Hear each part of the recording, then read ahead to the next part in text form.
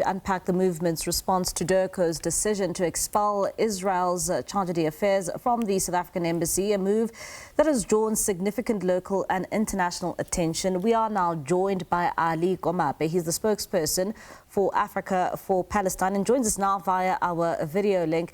Mr. Komape, thank you so much for your time this evening here in SABC News. I mean, let's start off here. What is your reaction in terms of Pretoria's stance following the expulsion of Israel's chargé d'affaires? Mbali and viewers at home, and thank you for having us. Africa of Palestine welcomes this particular move. It's well overdue. We think it's good riddance. Africa of Palestine has been calling for the closing of the Israeli embassy to begin with, for the expulsion of all diplomatic staff and diplomatic personnel of Israel from this country. This, of course, Africa of Palestine is not saying it out of their pockets. It's the decision by the ANC conference of 2014. It's a decision by the parliament. South African parliament took a decision on this particular issue. The last administration of parliament before the new one. So Africa of Palestine we were quite pleased that the fellow has been kicked out of South Africa.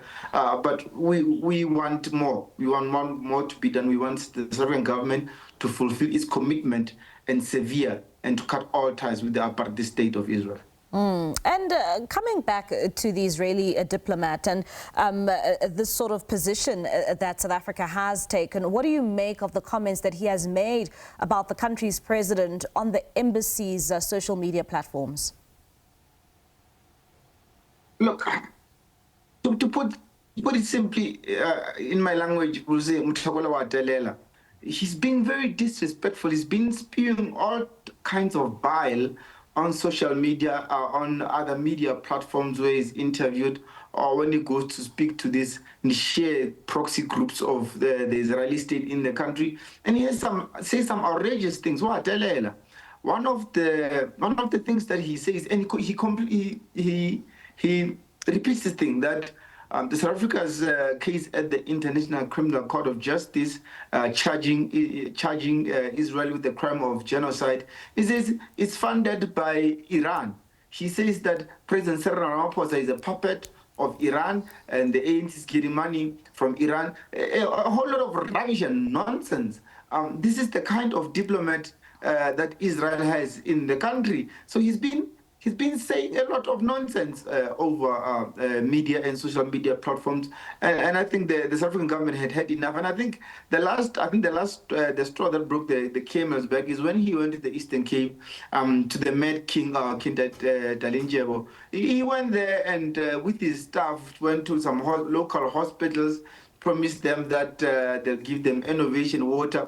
Violation of basic diplomatic protocol. You simply cannot just go into somebody's country, go to public institutions and promise to do 1, 2, or 3. This is entirely wrong. Viewers at home can remember the former ambassador to the United States, Ibrahim Rasool. He said something on a webinar, something like a podcast, about how Donald Trump's policies a mirror image of white supremacy. He was kicked out. He was told to pack his bags and leave for those comments. These comments were made even before Trump was president, by the way.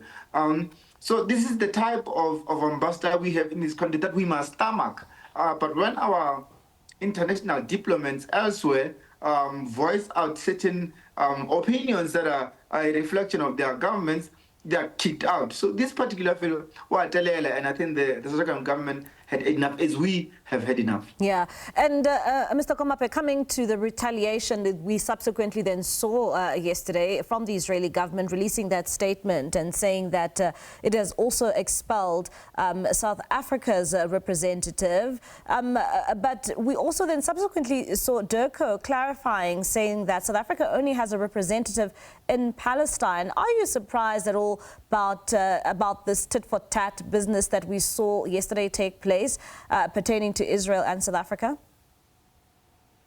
No, not at all. Not at all. South Africa does not have a diplomatic ambassador to Israel.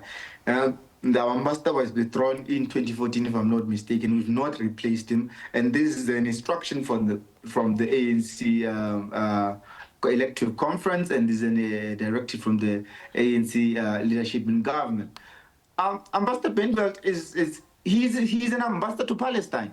So you can see these are actions of a rogue state. Let's keep the viewers home an example. Let's say Swaziland, which is a landlocked country. Let's say we go to Swaziland and we say the ambassador from the United States who's in Swaziland, we don't really like their comments about our weather, for argument's sake. Therefore, must pack his bags and leave.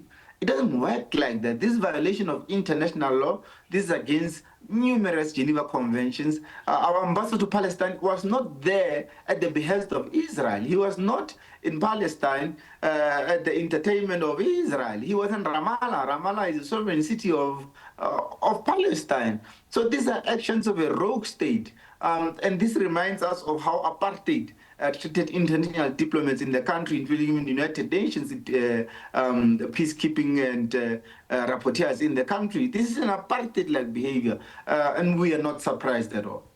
All right, Mr. Komape, thank you so much for your time and for your insight. That's Alie Komape, the spokesperson for Africa for Palestine, and commenting and talking about that issue in which we saw yesterday, where Pretoria took a decision to expel Israel's diplomat, and then we saw that subsequent statement as well from Israel.